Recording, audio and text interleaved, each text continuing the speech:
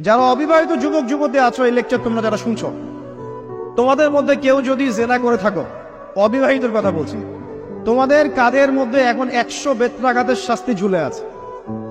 সূরা নূরের 1 থেকে 3 নম্বর আয়াত পড়ে দেখবে, অবিবাহিত যুবক যুবতী যদি জেনা করে তাদের শাস্তি হচ্ছে 100 বেত্রাঘাত, তাও জনসমক্ষে, এবং এক বছরের জন্য নির্বাসন। এই বিধানগুলো যদি পৃথিবীর কোনো দেশেও না থাকে, আসমানে আছে। মরার সাথে সাথেই এই বিধান কার্যকর হবে ইনশাআল্লাহ। বাঁচার বুদ্ধি কি? একটাই উপায় আছে। এই লেকচার কেন চলে গেছে?